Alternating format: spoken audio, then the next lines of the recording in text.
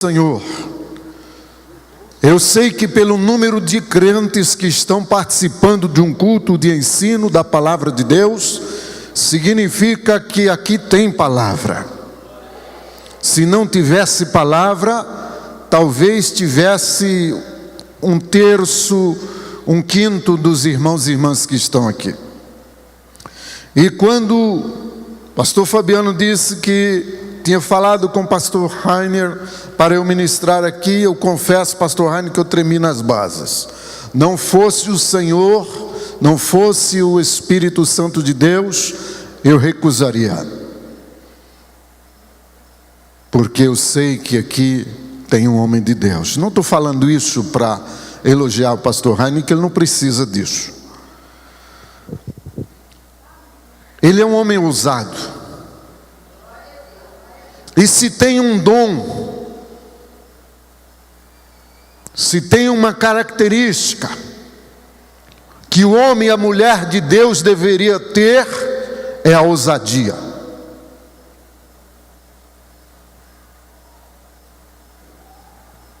Por quê?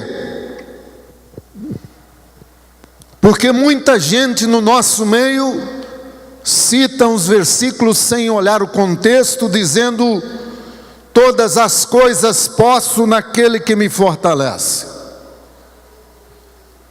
Mas no primeiro trovão, na primeira tempestade, desaba. Na primeira dificuldade, desiste.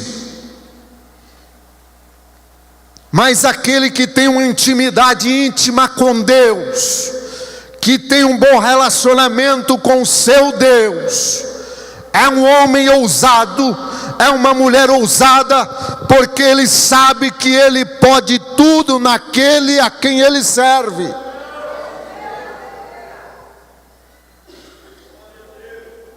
Não estou dizendo pode tudo no sentido da prosperidade de coisas banais, como se banalizou hoje a palavra de Deus.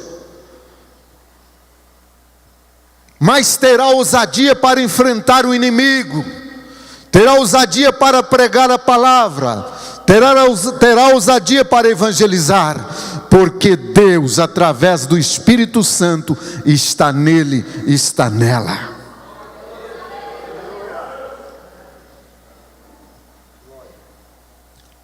Enquanto pensava de manhã trazer uma outra palavra, o Senhor me levou a esses versículos que nós lemos, principalmente Mateus 11 e 30, quando o Senhor fala de fardo. E o que é fardo? Dicionário Michaelis diz que é um conjunto de objetos ou volumes mais ou menos pesado, preparados para serem transportados. Carga.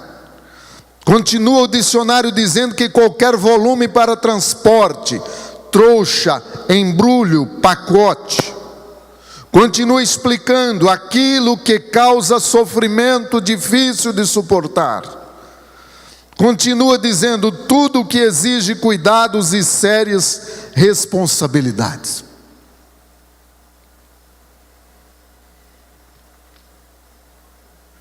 Fardo, carga. Todos os seres humanos têm um fardo. Todos os seres humanos têm uma carga. E mesmo os que servem a Deus têm carga, têm fardo.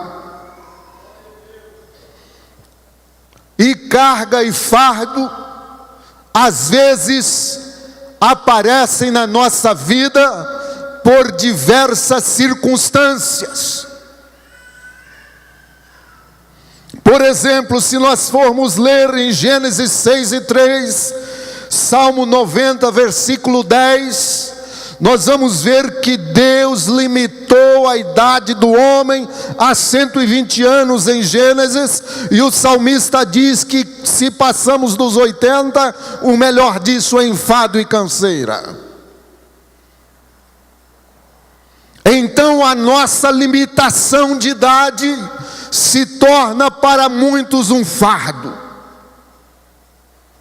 Muitos têm medo de envelhecer, e a melhor solução para quem tem medo de envelhecer é morrer novo. Mas a maioria não quer. E tem muitos crentes que têm medo de morrer, pastor Jaime, quando a morte deveria ser motivo de júbilo para os crentes. Porque crente sabe que a morte para ele não é o fim, é um sono.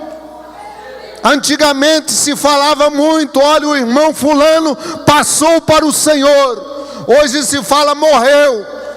Mas antes nós falávamos, fulano passou para o Senhor. Mas hoje a gente não tem mais tempo para a palavra.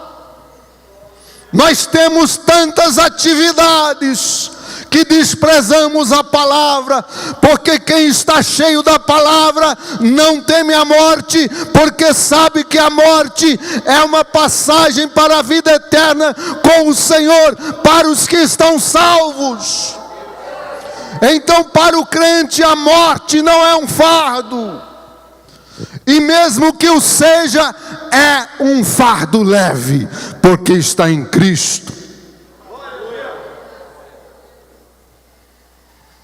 Há outros fardos que vêm na nossa vida, que são impostos. Por exemplo, Êxodo 1:11 vai falar da carga, da escravidão, da carga de serviços que Faraó impôs aos filhos de Israel. Carga de trabalho, carga de dores, fardo de trabalho, fardo de dores. E eu pergunto à igreja, para refletirmos: será que uma pessoa que é obrigada a trabalhar, a produzir quase além das suas forças, ganhando às vezes nada ou míseros salários, isto não é um fardo? Isto não é dor? Isto não é uma dificuldade? Isto não é cansaço?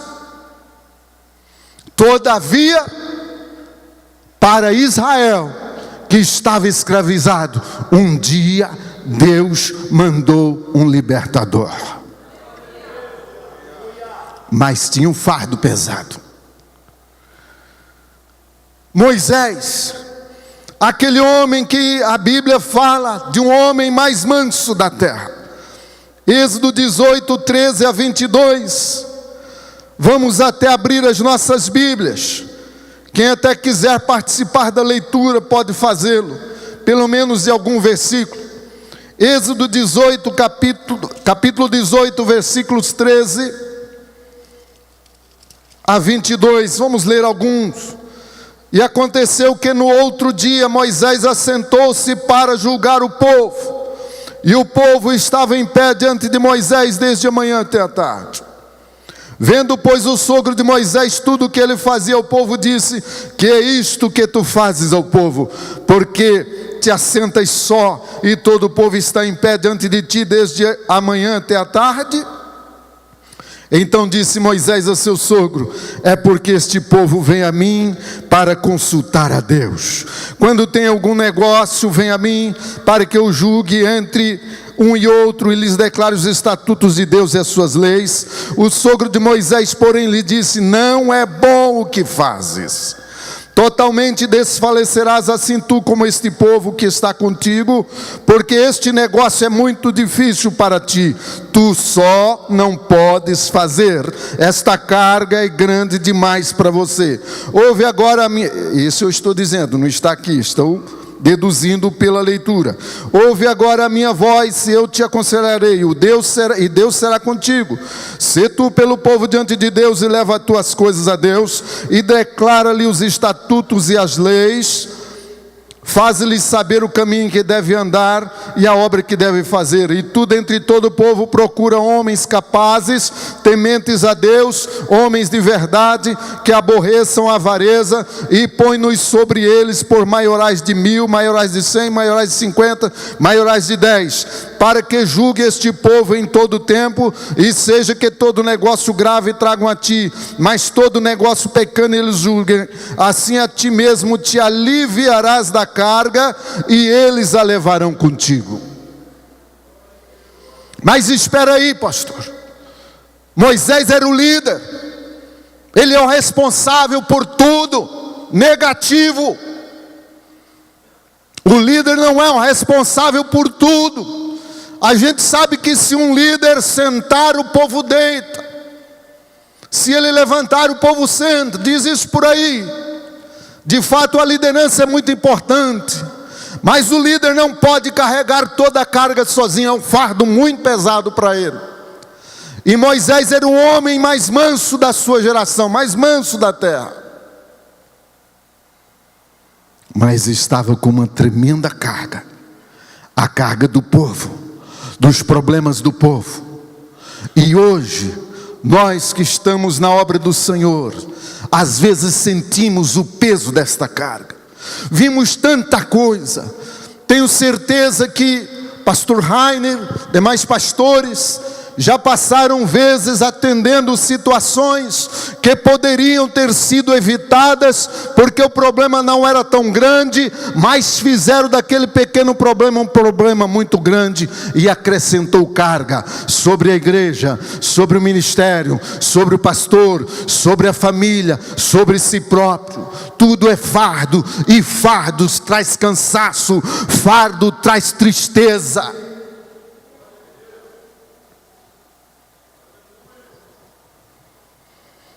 Continuando ainda, fardos que nós não temos controle, que às vezes vêm sobre nós. Por exemplo, Isaías 38:1 fala da doença do rei Ezequias. E adoeceu Ezequias, e Deus manda Isaías, vai lá, fala para ele, preparar a casa dele, arrumar os seus negócios, porque ele vai morrer. Quando uma doença nos vem, é uma tremenda carga, um tremendo fardo. Mas e aí, pastor? O que fazer? Algumas vezes e muitas vezes nós oramos e Deus cura. Outras vezes Deus não cura e até leva à sepultura. Ele sabe o que faz. Mas não deixa de ser uma carga e um fardo, que às vezes, na maioria das vezes, nos entristece ou nos procura sobrecarregar de preocupações. E aí? Vamos prosseguir. Nós não temos controle às vezes. Não estou dizendo daquele irmão, daquela irmã que descuida da sua saúde, sabe que não pode comer determinada coisa e come, sabe que tem que controlar, mas não consegue, não se controla. Daqui a pouco a idade vai chegando e fica muito doente porque não se controlou. Isto é uma carga, mas esta é uma carga colocada não por fatores externos, mas por minha própria decisão.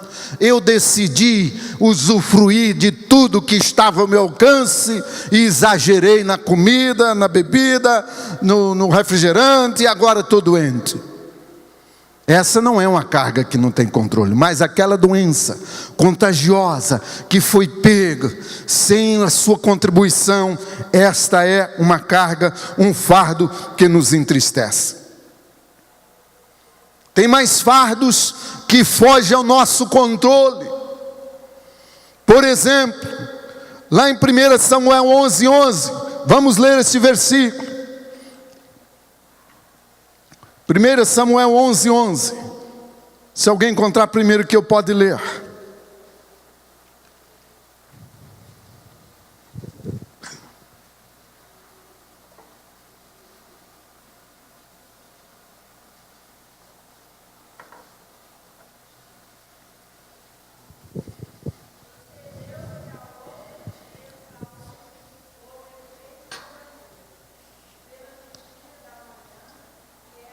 Perdão, irmão. Eu falei errado. É 2 Samuel, viu? Perdão. Citei errado.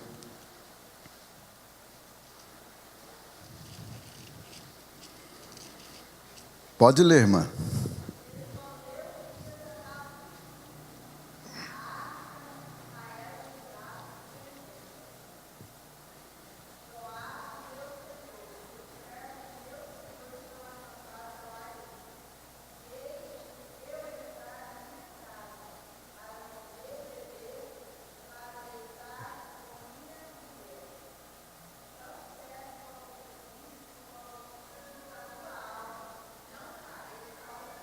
Meu Deus.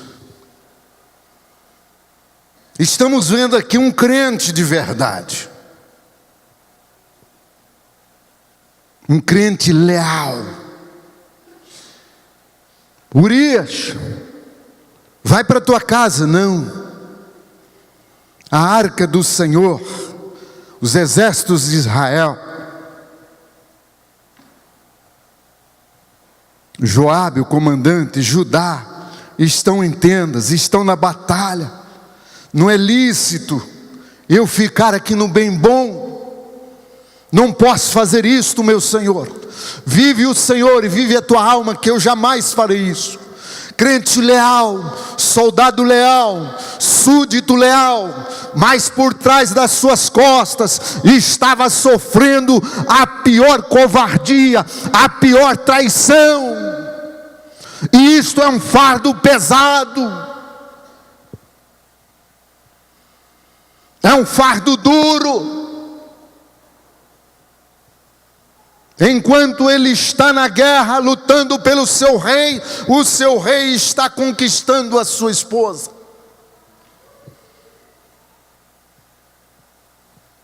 Fardo pesadíssimo, a traição. Fardo muito pesado, muito perigoso.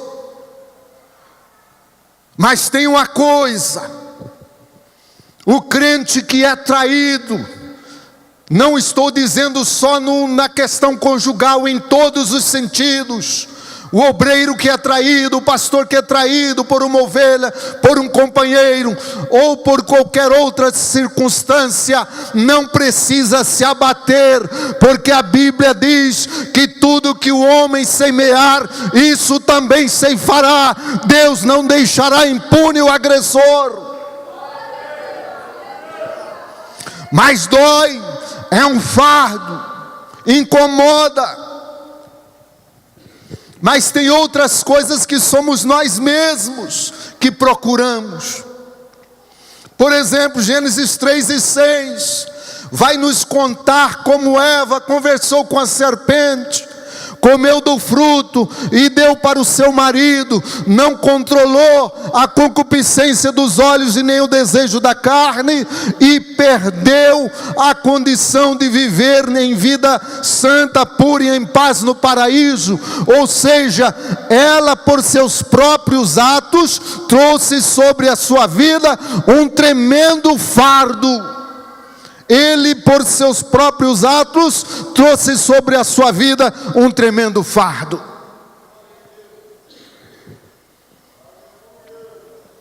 Se nós formos ler Deuteronômio 1, 32 e 33, nós vamos ver o líder Moisés de novo dizendo: eu não posso sozinho com vocês. Mas por quê? Porque ele está já próximo de partir. Depois de 40 anos e me parece que 9 meses no deserto, e agora 11 meses, e agora ele vai partir, vai chegar próximo da entrada da Terra Santa, mas vai partir, e ele começa a recordar ao povo o que o povo fez. E ele diz: Deus mandou vocês tomarem posse da terra, mas vocês quiseram mandar espias, um de cada tribo, e eu concordei e mandamos 12 espias. Quando eles voltaram, 2 deles disseram: podemos ir, a terra é boa, mana leite e mel, e Deus nos dará. Mas 10 espantaram o povo, desanimaram o povo, e o povo murmurou contra Deus.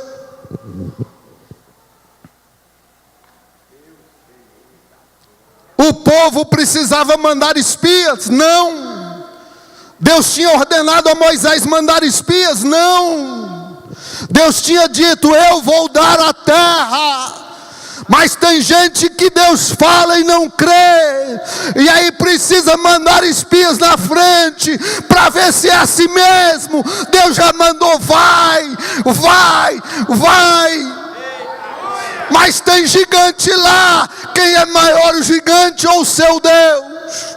Mas tem Satanás lá. Quem é maior, seu Deus ou ele? Mas não. Deus falou mesmo. Mas deixa eu mandar um espia lá para ver se é assim mesmo. Crentes incrédulos. Que coisa. Crentes incrédulos.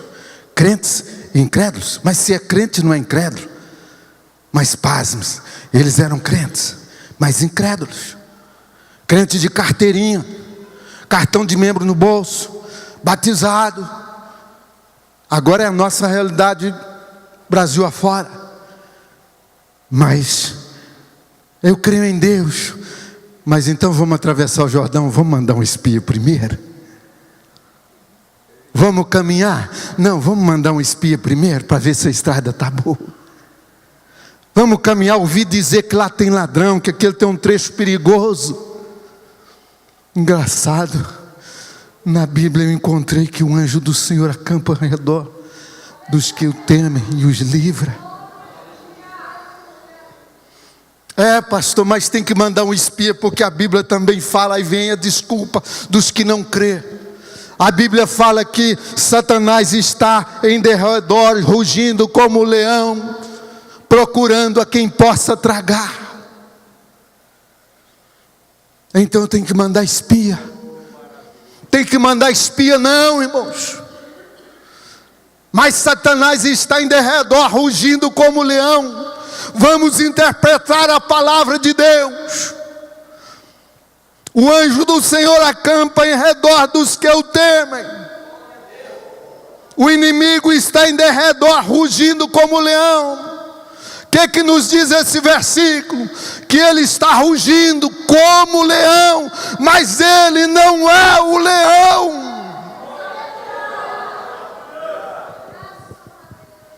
O leão é o leão da tribo de Judá.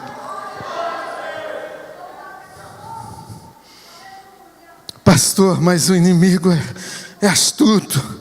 O inimigo é traiçoeiro. O inimigo usa de estratégia.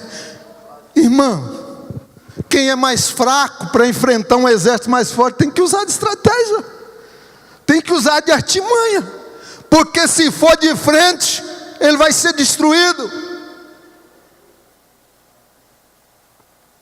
Tem aquele crente que é crente de verdade, o inimigo tem que olhar, pesquisar uma estratégia para atingi-lo, porque de frente ele vai levar o dedo na cara.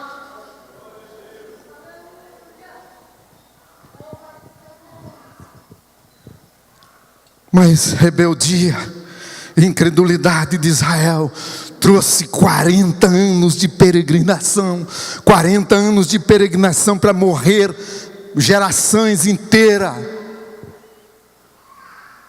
É um fardo muito pesado, mas é um fardo que foi procurado pela própria decisão de não crer na palavra de Deus, pela própria decisão de mandar espias quando Deus não mandou, pela decisão de rejeitar a palavra do Senhor, mesmo tendo uma nuvem de dia fazendo sombra, e uma coluna de fogo clareando a noite. Mesmo o anjo do Senhor estando de dia, mesmo o anjo do Senhor estando de noite, esses crentes tiveram coragem de afrontar a Deus e mandar espias. Procuraram com as suas próprias pernas, com seu próprio pensar e as suas decisões, carregar um fardo de 40 anos no deserto. Tem mais. 1 Samuel 13:11, nós vamos ver Saul. Samuel diz: Saul, me espera, porque eu vou lá, vou sacrificar a Deus e vou confirmar o teu reino.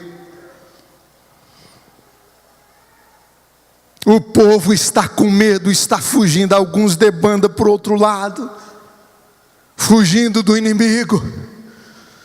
Saul começa a tremer as pernas e o povo que fica com ele fica tremendo também. Vão para o lugar determinado por Samuel e espera. Samuel, 7 dias, no 7º dia ele vai chegar. 7 dias esperaram, mas no 7º o povo o quê? Já está ficando tarde, esse homem não vem. Que não vou ficar aqui com Saul não, já estou morrendo de medo. Esse homem não vem, e se Samuel não vem, a bênção não vem, deixa eu cair fora. Saul percebe que o povo, covardando-se, esquecendo-se de Deus, começa a sair fora, deixá-lo sozinho. Ele se apressa e usurpa o lugar que não era dele, de profeta de Deus, de sacerdote de Deus, e vai oferecer os sacrifícios. Quando ele termina de oferecer, Samuel chega e diz: o que fizeste? Eu temi, o povo estava debandando. O povo estava debandando. E que te importa, Saul, se o povo está demandando? Te importa obedecer a palavra de Deus, te importa obedecer a palavra do profeta de Deus.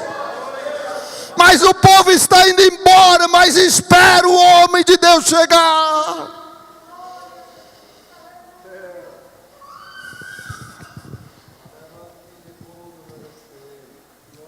Jogou o seu reino fora, um fardo pesado adquiriu, por sua própria decisão, e por não confiar na palavra do homem de Deus. Tem mais fardos? Temos. Já preciso encerrar. Ganância, mentira, 2 Reis 5, 22 e 25. Naamã vem até Eliseu, Eliseu cura Naamã, ele vai embora feliz. Eliseu não quis nada das suas riquezas, mas o seu moço Geazi: eu não vou perder a oportunidade dessa não. Corre atrás, e olha o pecado que ele comete, o primeiro pecado que ele comete, mais grave. Naamã vê ele correndo: é o moço do profeta, desceu todo solícito. O que foi? O que você quer? Ó meu senhor, o meu senhor, o profeta Eliseu, mandou aqui, vai receber visita de 2 moços do profeta que está vindo de Efraim, e mandou vir aqui pedir um talento de prata e duas mudas de roupa. Na hora, Naamã pega 2 talentos, coloca sobre 2 moços e manda: leva com ele. Naamã mentiu.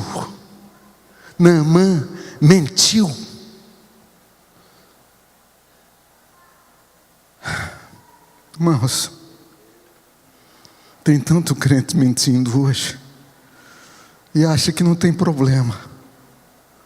Pastor, mentirinha comercial. Todo mundo faz. Todo mundo faz. Eu lembro um dia quando eu assumi uma loja em Sinop, Mato Grosso, uma loja grande que eu tinha aspiração de ir para lá para gerenciar aquela loja. No primeiro dia que eu estou sentado na minha mesa, eu recebo uma ligação de um cliente de Peixoto de Azevedo, 200 e poucos quilômetros distante. O senhor é que é o novo gerente que assumiu? E sim, sou eu.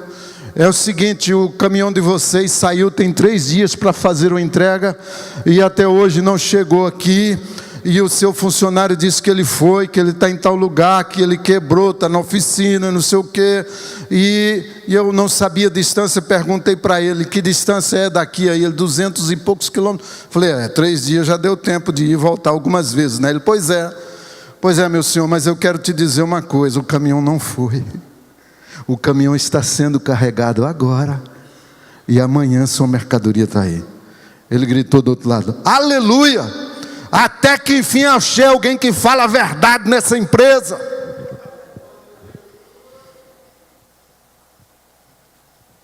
Mentira, irmãos. Se você não pode falar, se nós não pudermos falar, vamos ficar calados, que é um direito constitucional. As leis do nosso país nos dão o direito de ficar calado. Mas mentir, um crente jamais pode mentir, porque eu aprendi com Jesus que a mentira é filha do diabo, e com o diabo eu não quero nada. Mas Geazi foi atrás de Naamã e mentiu, 2 mentiras. 2 filhos dos profetas vão vir, e meu Senhor mandou vir buscar. E ainda deu a 3ª, porque quando ele entra, Eliseu diz: aonde você foi? Teu servo não foi a lugar nenhum, nem a esta parte, nem a outra parte. Como não foi, se o meu coração te acompanhou, quando você pegou a prata e as vestes com Naamã? A lepra de Naamã vai vir sobre ti e sobre a tua descendência para sempre. Ficou leproso na hora. Resultado da mentira, da ganância e do amor ao dinheiro. Fardos que ele quis por si só carregar. Agora, o último versículo que nós vamos ler, Tiago 4:1. De onde vêm as guerras e pelejas entre vós? Alguém encontrar primeiro que eu pode ler.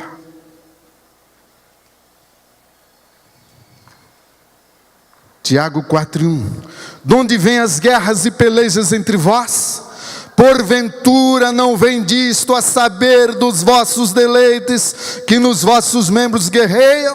Cobiçais e nada tendes, sois invejosos e cobiçosos, e não podeis alcançar, combateis e guerreais e nada tendes, porque não pedis, pedis e não recebeis, porque pedis mal para o gastar em vossos deleites. Quero perguntar à igreja: é proibido o crente ficar rico? Jesus proibiu o crente ficar rico? Não. Abraão era um homem muito rico na sua época, que se fosse hoje ele seria bilionário. Uma vez eu arrisquei, pastor, pedi a Deus que eu queria ser rico igual Abraão. Pastor Raio disse que ele não escutou, não. Sabe o que Deus não quer? As guerras, as pelejas, os deleites desenfreados, que nos nossos membros guerreiam. A nossa carne, ela quer prazer. Mas se nós cedermos ao prazer da carne, é mais fardo sobre a nossa vida. O resultado é sinistro. Alguém está aí dizendo que acaba com o Brasil a corrupção, mas a corrupção nos está no sangue da maioria, de uma grande parte. Eu não sei se é a maioria não. Não vou falar que é a maioria não. Ah, pastor, mas olha o que estão fazendo lá em Brasília. E o que tem gente fazendo aqui? Comprando guarda com R$50 para não multar, furando a fila lá do posto de saúde. Que diferença tem? Arrumando um jeitinho para o fulano resolver a questão. Que diferença tem? A única diferença que tem são os valores. Mas a corrupção é a mesma. Eu conheci um motorista que levava carvão de Sinop para 7 Lagoas em Minas Gerais, 20 anos, sem carteira de motorista, mas ele sabia onde podia passar, a hora que tinha os guardas que pegavam, e ali o guarda falava: ó, meus filhos tomam leite de onça. Ele já sabia que era de 50. E ele ficou 20 anos, até que foi pego, né? Um dia ele pegou um que foi pego. Pastor, mas isso é nada. É a mesma corrupção. É a mesma. Só muda os valores. E sabe por que acontece isso? Por causa do amor ao dinheiro. Pastor, guerras, deleites, ganância, isso é fardo? É fardo. Porque isso traz guerra, isso traz pecado, isso traz desvio. Quantas pessoas morreram Brasil afora por falta de uma UTI, e a UTI não foi construída porque o dinheiro foi desviado. E isso é fardo, isso é pecado, isso está sobrecarregando os autores disso, do jugo, do juízo de Deus e preparando a sua ida para o inferno.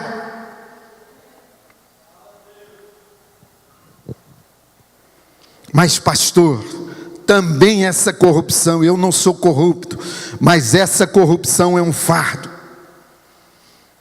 Irmão, irmã, para de falar desse assunto. Para de reclamar da crise no Brasil. Para de criticar aqueles homens de Deus, ou que foram homens de Deus, que estão introduzindo heresias nas igrejas, nas nossas igrejas. Pare de reclamar. Não entre em confronto. Mas seja você um crente de verdade. E não venha aqui no púlpito para impressionar o pastor da igreja, falando línguas estranhas e rodopiando e fazendo tudo.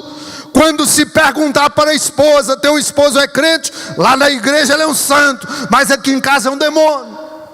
Tua esposa é crente? Lá na igreja a santa rona, mas aqui em casa é uma perdida. Não tem que subir aqui, pegar o microfone e dizer: me respeita que eu sou mulher de Deus, me respeita que eu sou homem de Deus. Porque se você é homem de Deus, se você é mulher de Deus, todos onde você passar vão ver que você é homem de Deus, vão ver que você é mulher de Deus, sem palavras. O que está acontecendo é que nossos crentes pararam de ler a Bíblia, pararam de orar, não amam mais a Deus.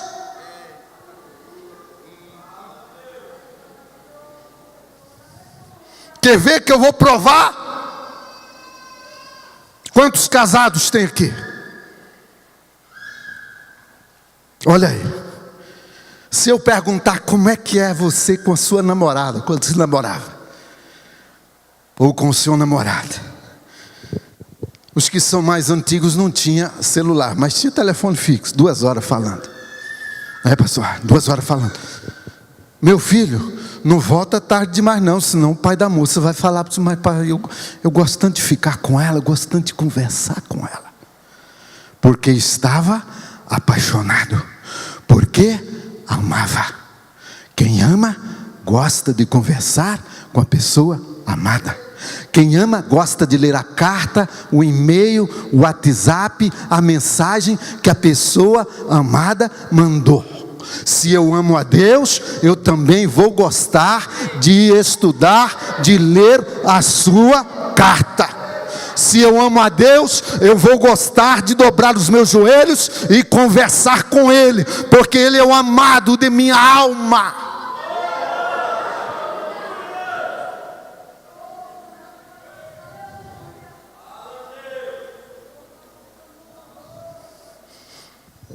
Eu não me impressiono com barulhos. Não é porque eu sou mais crente que os outros, longe de mim tal coisa. Eu sou pecador, sou falho, e só estou aqui hoje unicamente pela misericórdia de Deus. Mas Deus tem me incomodado e eu tenho escolhido dedicar mais tempo para falar com Ele e para estudar a sua palavra, porque eu percebi que se eu amar Ele, é o mínimo que eu posso fazer. E os fardos, pastor, onde ficam os fardos?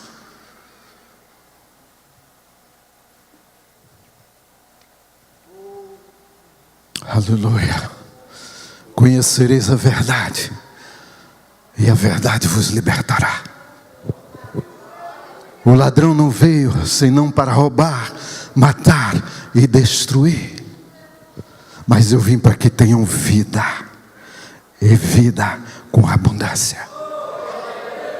Quando a tua esposa olha para ti, ela vê um rosto alegre, cheio de vida, ou vê um rosto desanimado e carrancudo?